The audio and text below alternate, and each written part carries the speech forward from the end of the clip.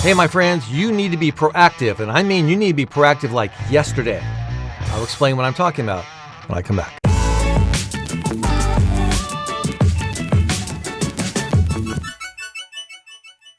Let me explain a little more about the statement which I just made. Now, sports, they're making it back into our lives, which is great, especially if you are a sports photographer.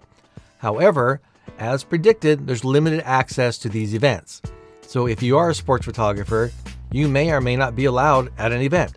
Over in Germany, when they're playing football, which is soccer for us here in the States and that, there are limited access for the sports photographers, and I watched a few clips, and when I first tuned in, it was kind of cool because I heard the sounds of the crowd, and I went, wow, they're playing with the crowds, and then I noticed they're just piping the sounds through the speakers, which was really cool to hear. However, watching the videos, I saw two sports photographers, one on each end of the pitch. Now, according to my worldwide sources, my colleagues around the globe, they are limiting the access to these events to league photographers and team photographers mostly.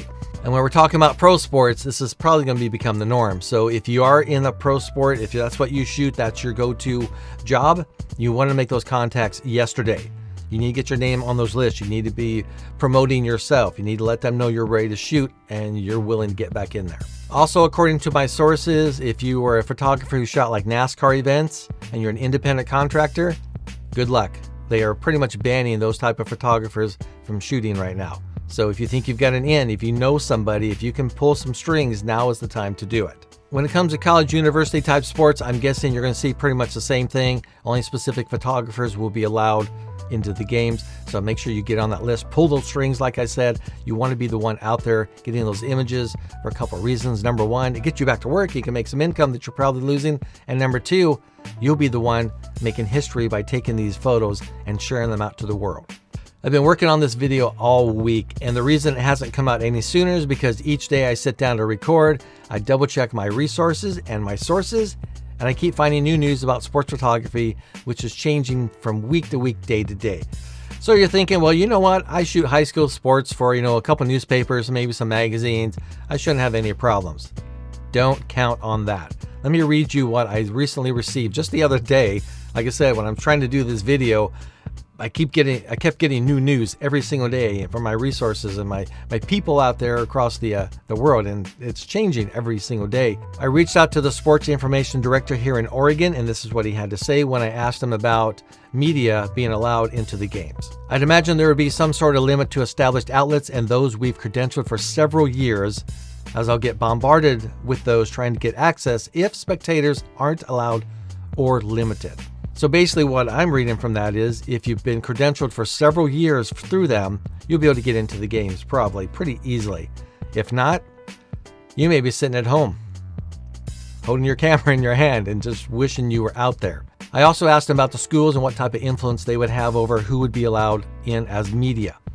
He went on to say this: regarding your reference to schools, I do feel ultimately it will be up to individual schools and districts to determine their media policy specifically. But I believe OSAA, that's the governing board here in Oregon, will have a voice in encouraging a media coverage, especially if so many can't attend and will be relying on it. I'm hearing this not only in Oregon, but also my colleagues across the states are saying pretty much the same thing. That's what they're hearing, as well as in British Columbia. The same type of sentiments are being passed down.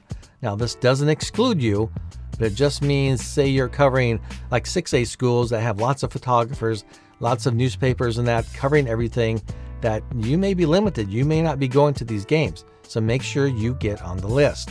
Now, if you're shooting smaller schools, might be a little bit easier because they're going to want somebody there to capture this history. And if parents are not allowed to the games, they're going to need some type of information. They're going to see images, maybe video of seeing what they've missed, and they will be reaching out to the schools if this isn't happening. So even if you're a hobbyist, reach out to your local school right now. Do it now. I'm going to keep saying that. You need to be proactive here. You need to be an advocate for yourself. Reach out to the schools and say, hey, I want to be the school's photographer. Tell them you want to capture the history. You want to be able to get this information out to the other parents and anybody else who will not be able to attend the games. I also want you to look at it this way. If there's no attendance or limited attendance, there's going to be pretty much no social media. If you're the photographer there, everybody's going to be going to you for the images. If you're not only a sports photographer, but also a videographer, you've got it.